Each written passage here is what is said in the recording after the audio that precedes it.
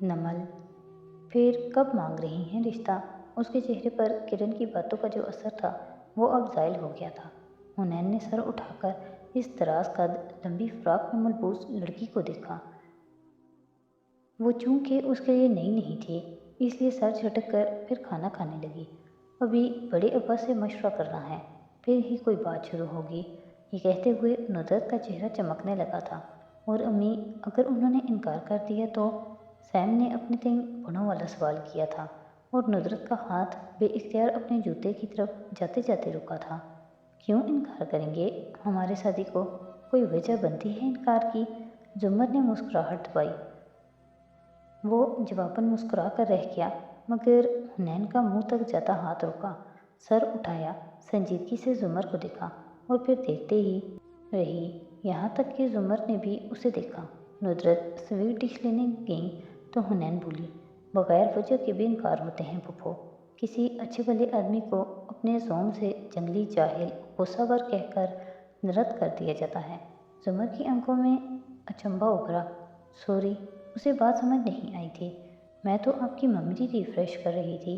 کیوں؟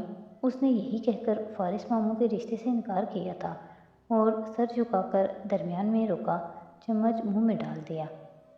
پھر رخ پھیر کر سویٹ ڈش کے لیے اٹھ گئی اور زمر وہ جہاں تھی وہیں رہ گئی، ساکت، جامد، سانس تک بند ہو گئی، جیسے اندھیرے میں سیڑھیاں اترتے آخری زینے کے بعد یہ سمجھ کر پاؤں اتارا جائے کہ ابھی ایک زینہ اور باقی ہے، اور وہ لمحے بھر میں پاؤں کا ہوا میں معلق ہو کر زمین کو لگنا، وہ لمحے بھر کا شوق، وہ دل کی بے ترتیب دھڑکنیں، وہ وقت کی رفتار کو تھما دیتی ہے، بالکل خاموش، رکا ہوا وقت۔ موجودہ دن سے 5 سال قبل حنین کے گھر میں فل پنکھا چل رہا تھا۔ کارپیٹ پہ جائے نماز بچھائے زمر تشہد پہ بیٹھی تھی، نظریں ہاتھوں پر مرکوز، چہرے کے گرد دوپٹہ، لب ہلتے ہوئے اس نے دائیں بائیں سلام پھیرا اور دعا کے لیے ہاتھ اٹھائے۔ تبھی نگاہ الماری سے کچھ نکالتی حنین پہ پڑی۔ زمر مسکرائی اور وہ کسی بات پر جھنجھلائی کھڑی تھی۔ پھیکا سا مسکرا دی اور پھر سے چیزیں الٹ پلٹ کرنے لگی۔ زمر ہاتھوں میں دیکھتی زیر لب دعا مانگتی رہی، پھر چہرے پر ہاتھ پھیر کر اٹھی تو حنین پلنگ کے کنارے بیٹھی اسے دیکھ رہی تھی۔ اس کا چہرہ بجھا بجھا سا، دماغ کہیں اور اٹکا ہوا لگ رہا تھا۔ کوئی پریشانی تھی شاید، مگر کون پوچھے اور کون بتائے؟ ان کا رشتہ اتنا پرتکلف تھا کہ 2 سال سے شادی کی غیر موجودگی نے بھی ان کو قریب نہیں کیا تھا، بس مسکراہٹ سے مسکراہٹ کا رشتہ۔ کیا میں اسے یہیں رہنے دوں ہنا؟ اس نے جائے نماز اٹھانے سے قبل پوچھا۔ حنین نے اسبات میں گردن ہلائی۔ ابھی امی 2-4 صلواتیں مزید سنائیں گی تب وہ وضو کے لیے جائے گی۔ زمر کو معلوم تھا۔ حنین چہرہ ہتھیلیوں پہ گرائے بیٹھی رہی۔ پھپھو، آپ تو ساری نمازیں پڑھتی ہیں نا؟ میں آپ سے ایک سوال پوچھوں؟ وہ الجھن بھرے انداز میں ایسے پوچھنے لگی جیسے ریاضی، سائنس یا معاشرت علوم کے سوال ڈسکس کرنے ہمیشہ اس کے پاس آتی تھی۔ اس سے وہ کبھی کچھ ڈسکس نہیں کرتی تھی۔ پوچھو، وہ نرمی سے کہتی واپس جائے نماز پہ بیٹھ گئی۔ کیا آپ کو اللہ سے محبت ہے؟ ہاں ہے۔ زمر کے لیے جواب آسان تھا۔ کیسے؟ میرا مطلب ہے آپ اس محبت کی تعریف کیسے کریں گی؟ زمر چند لمحے پرسوچ نگاہوں سے اس کا کم عمر چہرہ تکتی رہی، پھر ذرا سے شانے اچکائے۔ میرا نہیں خیال میں اس محبت کو ڈیفائن کر سکتی ہوں۔ میری ایک کرسچن دوست نے پوچھا تھا، اس لیے میں پوچھ رہی تھی۔ وہ سر ہلا کر اٹھ گئی۔ زمر نے گردن موڑ کر اسے باتھ روم جاتے دیکھا۔ ماتھے پر کٹے بال اور باقی ہیئر بینڈ میں جگڑے کندھوں سے نیچے گرتے تھے۔ چہرے پر پھیلی الجھن اب بھی وہی تھی۔ کوئی مسئلہ تھا، مگر خیر، اس نے گھڑی دیکھی۔ اب اسے گھر جانا تھا، ورنہ امی خفا ہوں گی۔ جب حنین نماز پڑھ کر آئی تو زمر جا چکی تھی۔ چونکہ حنین سامنے نہیں تھی اس لیے وہ آج کچھ بھول کر نہیں گئی اور ہنا کو بھی یاد نہیں رہا۔ وہ بس بیزاری سے کمپیوٹر کے سامنے آ بیٹھی اور اسے آن کیا۔ ڈیسک ٹاپ کی کھڑکی اس نے علیشہ کی ریاست کے مقامی وقت کے مطابق سیٹ کر رکھی تھی۔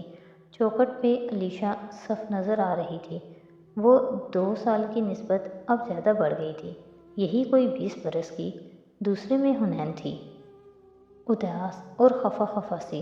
اس کے گھر والوں کو علیشہ کی اتنی عادت ہو چکی تھی کہ سارا وقت بھی حنین کا کیمرہ آن رہتا تو کسی کو مسئلہ نہ ہوتا۔ تم اداس لگ رہی ہو، علیشہ اس کا چہرہ دیکھتے ہی پوچھ گئی۔ حنین نے گردن دائیں بائیں گھمائی مگر آنکھوں میں وہی اداسی چھائی رہی۔ میں فورم پہ تمہارے سوال کا جواب پوسٹ کرنے لگی تھی، ساتھ ہی وہ کیز دبائی جا رہی تھی۔ علیشہ نے چیک کیا، پھر اس کی آنکھیں اچنبھے سے جھک لیں۔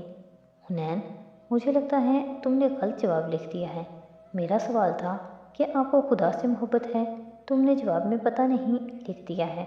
یہ سچ ہے، مجھے پتہ نہیں ہے۔ مگر علیشہ چپ ہو گئی۔ حنین اب مٹھی پر ٹھوڑی گرائے بیٹھی اسے دیکھ رہی تھی۔ مگر تم اور میں، ہم زیادہ تر دین کی باتیں کرتے ہیں، ایک دوسرے کو اپنے اپنے دین کے بارے میں بتاتے ہیں۔ تم بھی میری طرح اپنی کتاب بہت پڑھتی ہو پھر؟ بہت نہیں، ہفتے میں 1-2 دفعہ پڑھ پاتی ہوں۔ جب بھائی تھا تو ہم روز پڑھتے تھے، مگر اب مجھے وقت نہیں ملتا۔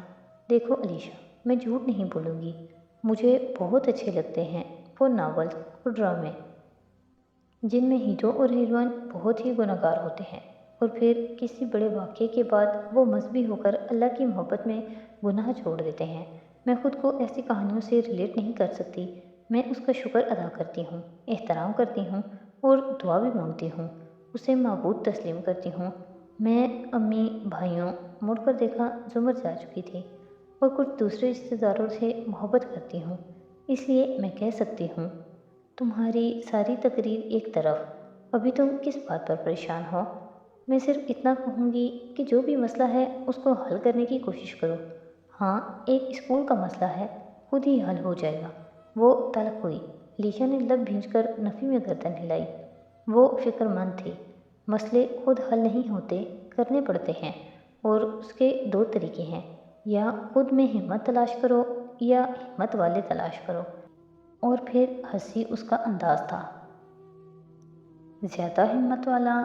حنین نے مڑ کر دروازے کو دیکھا۔ کیا تم نے پریزن بریک کا یہ سیزن ختم کر لیا؟ ساتھ ہی فون کی گھنٹی بجنے لگی۔ حنین نے بیزاری سے دور پڑے فون کو بجتے دیکھا۔ امی اور سیم زمر کے جاتے ہی سونے چلے گئے تھے، اسے ہی اٹھنا پڑے گا۔ نہیں، ابھی چھٹی قسط میں ہوں۔ یار، اس بار مزہ نہیں آ رہا۔ ویسے مجھے مائیکل سے زیادہ لنکن پسند ہے۔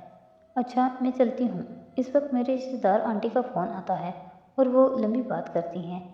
وہ الوداعی کلمات کہتی سائن آف کرنے لگی، پھر بھاگ کر فون اٹھایا۔ CLI پہ نمبر انجان تھا، مگر پھر بھی کہیں دیکھ رکھا تھا۔ ہیلو، جی حنین بات کر رہی ہوں۔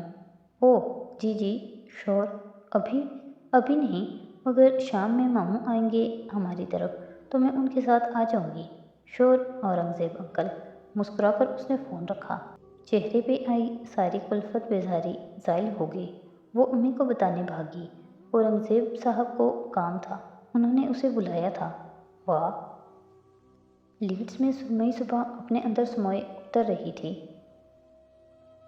سارا کے کچن کی کھڑکی سے بادلوں سے ڈھکا آسمان صاف نظر آ رہا تھا۔ وہ چولہے سے ساس پین اتار کر گرم دودھ کپ میں ڈال رہی تھی۔ پیچھے کرسی پہ ذکیہ بیگم بیٹھی پھل کاٹ کر سعدی کے سامنے رکھتی جا رہی تھی۔ وہ جب سے آیا تھا خاموش بیٹھا تھا۔ کتنے دنوں بعد آئے ہو؟ اتنا نہیں ہوتا کہ چکر لگا لو؟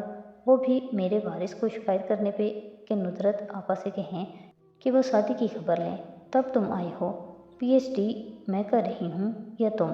اپنے اصلی سادہ انداز میں ابرو سکیڑے بولتی ہوئی وہ ادھر آئی۔ ٹرے میز پہ رکھی، باری باری ہر مگ میں چمچ لایا، پھر سب کے سامنے مگ رکھے۔ ذکیہ بیگم نے مگ اٹھاتے ہوئے سعدی کو بغور دیکھا۔ آج سعدی نے آتے ساتھ ہی بچیوں کا نہیں پوچھا۔ وہ چونک کر سنبھلا، ذرا سا مسکرایا۔ نہیں تو میں بس… وہی تو امی، یہ آج بہت بجھا بجھا لگ رہا ہے۔ کوئی مسئلہ ہے تو مجھے بتاؤ۔ اپنا کپ لے کر سامنے بیٹھتی وہ پوچھنے لگی۔ وہ شرمندہ ہو گیا۔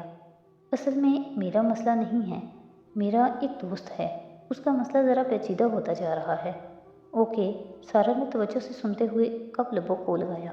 اس لڑکے کی ممی کافی پوزیسو اور کیئرنگ بھی ہیں۔ وہ ادھر آیا ہوا ہے، اس لیے اس کی ممی اس کو میرے ساتھ رکھنا چاہتی تھیں تاکہ میں اس کا خیال رکھوں اور اس پر نظر بھی رکھوں۔ वो ड्रग्स पे चला गया था पहले। ओह, तो क्या उसने ड्रग्स छोड़ दी? ज़किया ने पूछा। सादी के चेहरे पे बेबसी दर आई। यही तो मसला है, मेरे और उसके सब्जेक्ट अलग हैं, डिपार्टमेंट भी अलग है। कभी कभी मुलाकात होती है। उसकी अम्मी की हर मेल के जवाब में सब अच्छा है की रिपोर्ट देता था, मगर अभी कुछ देसी लड़कों से पता चला है वो दोबारा ड्रग्स पर चला गया है। शायद कोई लड़की छोड़ गई है उसे। एक तो उसे भी हर महीने सच्ची मोहब्बत हो जाती है। आखिर में वो जल कर बोला। ज़किया और सारा हंस पड़ी। उस दिन उसने गाड़ी कहीं मारी है, जुर्माना भी हुआ। शुक्र है वो इस वक्त ड्रग्स पे नहीं था, वरना मामला बिगड़ जाता। उसकी मम्मी को नहीं मालूम ये बात। अब मैं क्या करूं? दोस्त की शिकायत लगाऊं या उसके ऐप छुपाऊं? देखो साथी, सारा कप रखकर संजीदगी से उसकी तरफ मुतवज्जे हुई। एक माँ होने की हैसियत से मेरा हक है कि मुझे अपने बच्चे के हर काम की रिपोर्ट मिले। अगर तुम उसके सच्चे दोस्त हो तो उसकी माँ को ज़रूर बताओ, ताकि उसकी इस्लाह कर सके। अगर उसकी जगह सैम ये करता तो तुम यही चाहते कि तुम्हारी अम्मी को खबर दी जाए, है ना? ओह, सादी के लब सिकुड़े। फिर उसने इस बात में सर हिलाया। वो समझ गया था, सारा बिल्कुल ठीक कह रही है। उसकी माँ को बताऊं ताकि वो जूते लगाए उसको। ज़किया बेगम की सारी ममता जाग उठी थी। वो मुस्कुरा कर रह गया। थैंक यू आप दोनों का। फिर कप उठाते हुए मौजू बदला। वारिस मामू ठीक हैं, सिर्फ 1 साल रह गया है ना आपके प्रोग्राम का? सिर्फ पूरा 1 साल पड़ा है। सारा घूंट भरते हुए उदासी से मुस्कुराई। और फिर हम बिलाखिर एक फैमिली होंगे और फैमिली की तरह रहेंगे। बहुत ख्वार कर दिया है इन पढ़ाइयों ने। वाकई, ज़किया बेगम भी सारा को देखकर मकमूम सा मुस्कुराई। सिर्फ 1 साल, पूरा 1 साल रह गया था। सादी मुस्कुरा कर घूंट भरने लगा।